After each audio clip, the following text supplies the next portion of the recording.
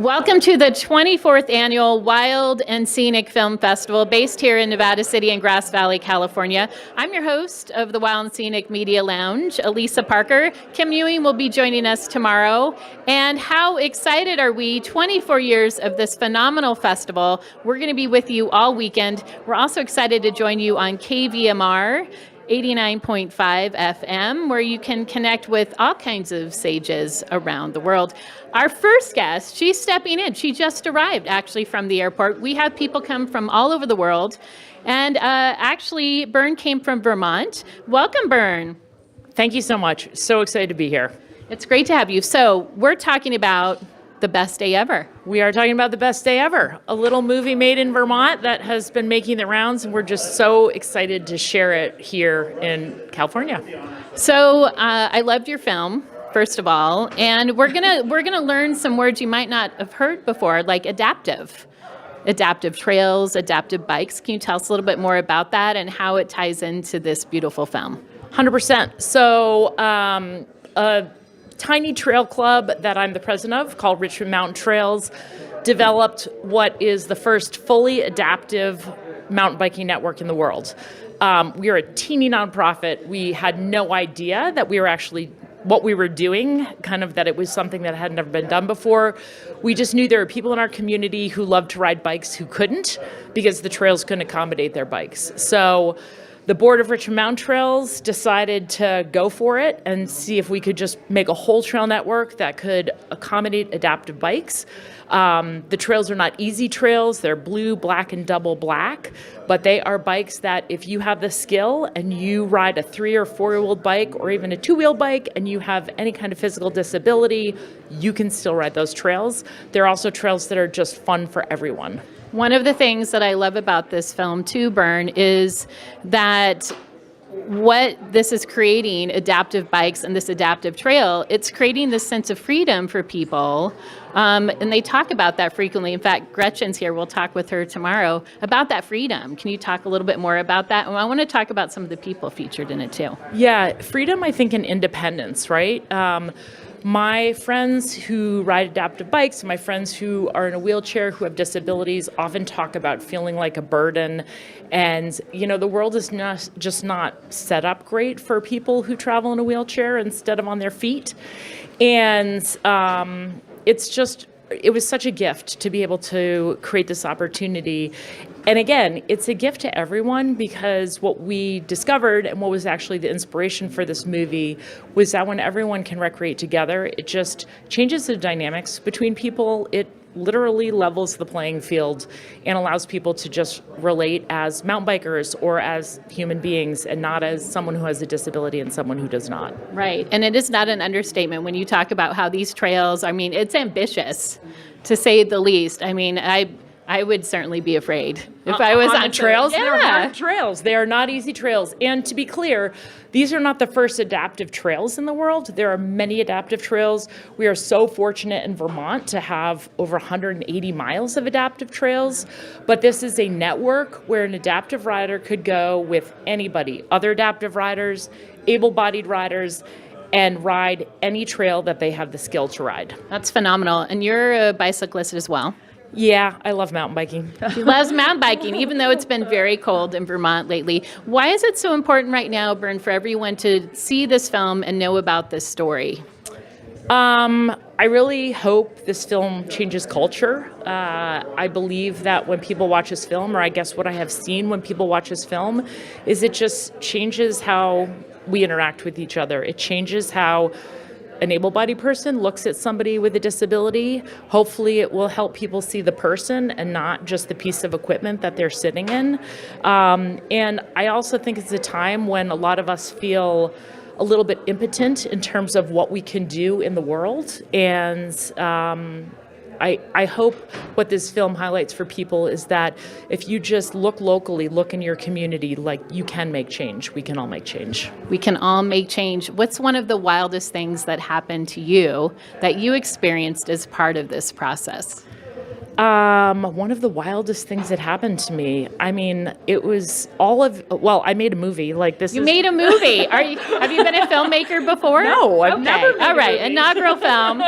I'm a journalist, and I did not expect to make a movie, but when I saw how the dynamics between people changed when everyone could recreate together, I just had this thought, I need to make a movie.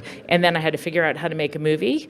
I had to learn how to be a producer. I had to learn how to be a director. I was incredibly, incredibly fortunate to convince Ben Knight that he should be my co-director. And so that's really a huge reason why this movie is so powerful. Ben is so amazing and talented, and that was really like a gift of a lifetime to be able to work with Ben. Amazing. He's a Wild and Scenic Film Fest favorite. By the way, when is your film screening? I believe it's screening on Saturday at 7:15 in the block of outdoor adventure films. Okay, awesome.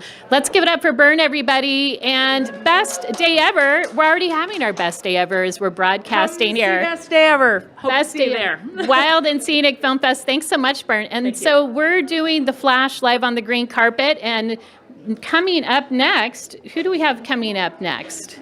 Peyton. And we'll have Kim come up next.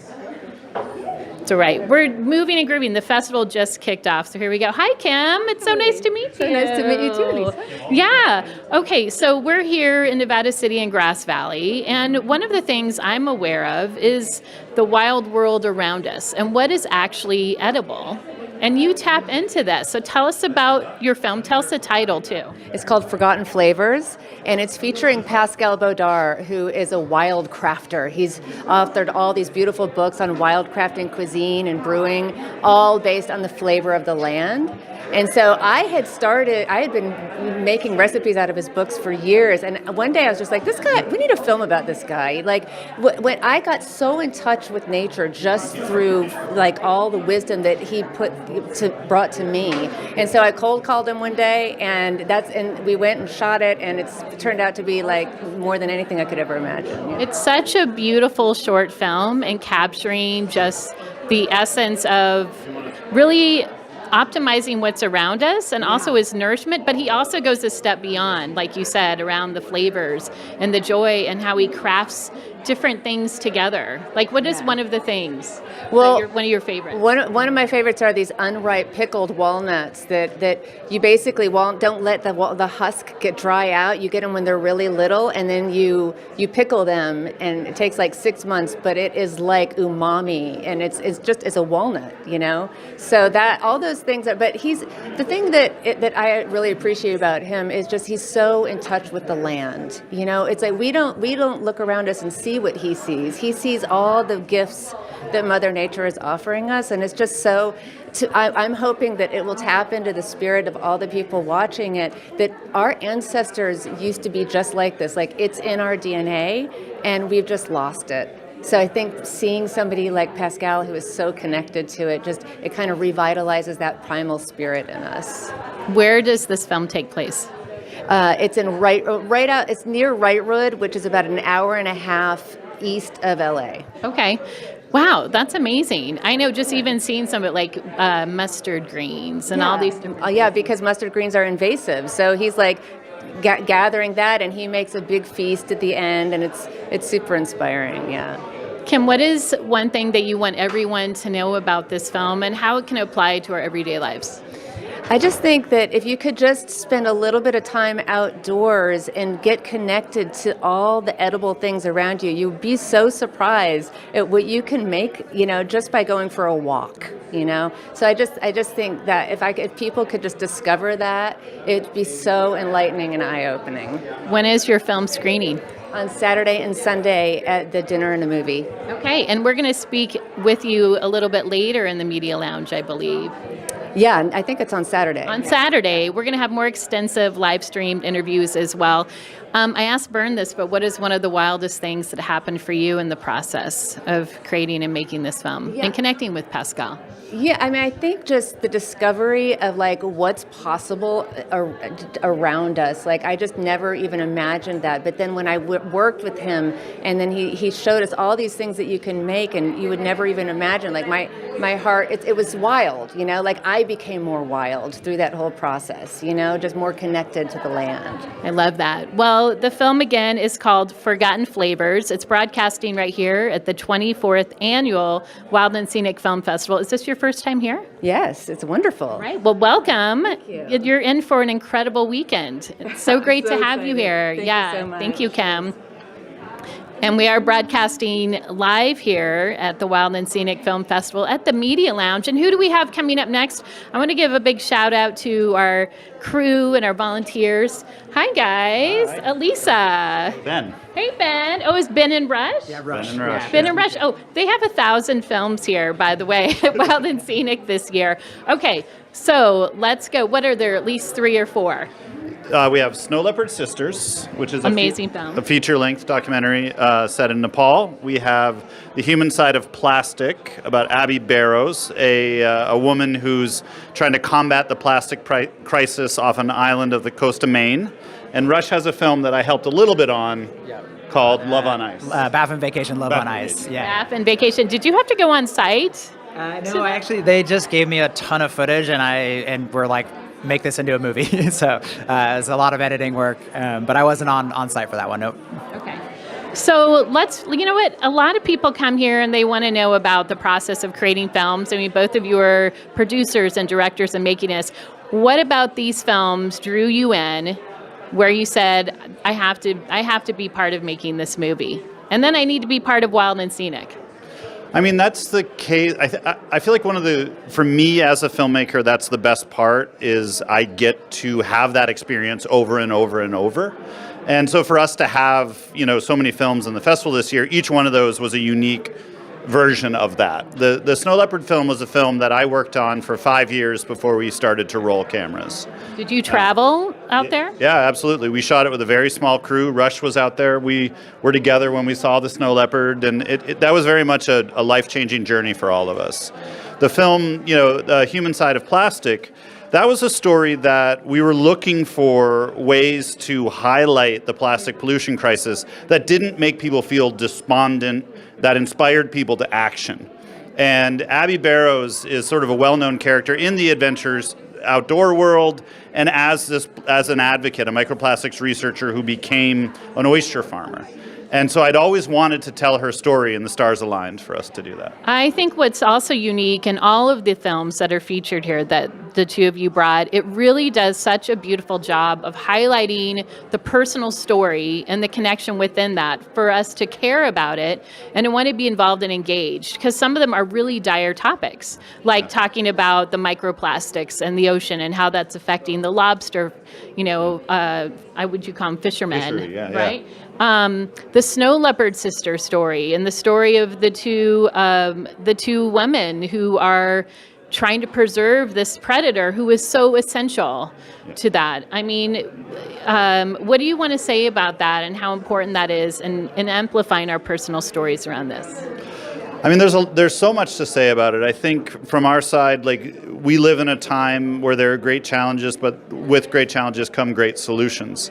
And I think for me, and I know Rush and I went through a lot of this together, is we've been so lucky to be able to participate in these processes, and especially for me to be able to participate in a process that was driven by so many strong women. And for us sort of as, men, as filmmakers that aren't necessarily from the cultures that we're documenting, it takes a special type of tact and a special awareness that we've been very lucky to work with people that are forgiving and allow us to document their stories in a way that feels true to them. Right. And Rush, how do you build in the trust when you're coming into these rural communities? Is it in Nepal? Snow Leopard Sisters is right? in Nepal, yeah. So how do you build in trust with this community that's quite isolated? I mean, she walks miles and miles just to get to the community where the snow leopards are affecting their goat herds. Yeah, absolutely. Well, to Ben's credit, Ben has spent the last 20 plus years in Nepal, so really that was kind of my conduit into the story. To be completely honest, I was just a cinematographer and a producer on it, but being invited to go and spend time in Nepal in the remote western part of Nepal, out in the middle of nowhere, it was a beautiful experience, and also just the hospitality of cheering and her family, and just like the openness of this film and story. story. I mean, it was a life highlight and such a special couple of trips I got to do over there. You're cheering for everyone, the animals and the humans who are involved in this. Real quick, because we have a minute, what is one of the wildest things that's happened to you in the process of creating one of these 3 films? There were 2 for me. One was seeing the snow leopard, but the other was also getting the results back of the water sampling that we did to see the amount of microplastics in the water. Yeah, definitely seeing the snow leopard. That was like, we knew it was a long shot, but that was an emotional moment. Definitely some tears were shed when that happened. So yeah.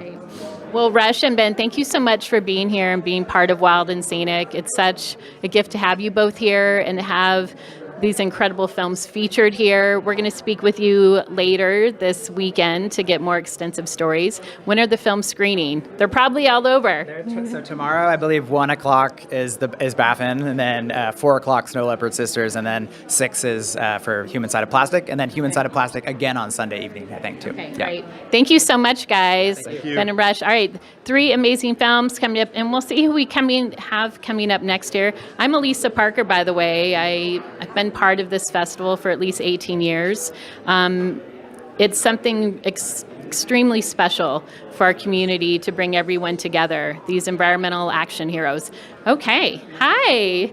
Who do we have next? Hi, I'm Elisa. Hi, I'm Claire. Hi, Claire. What is the film that you brought to us today? Bears in Hot Tubs. Oh, Bears in Hot Tubs in Los Angeles, in Altadena. Yeah, it was in Monrovia where we shot the film. Okay. All right. So give us a synopsis. I mean, by the way, Bears in Hot Tubs, I think, has been all over the Wild and Scenic promotions lately because it's so unusual. But maybe it's not, as we're encroaching more on our wildlife. Yeah, so the thing about Bears in Hot Tubs is it's a film actually by Maddie Bear and one other, and I'm the one other. So Maddie Bear, she's my co-director, and all the decisions we made in the film are based on her. So her absences, her wants, her needs and desires change the whole course of the film.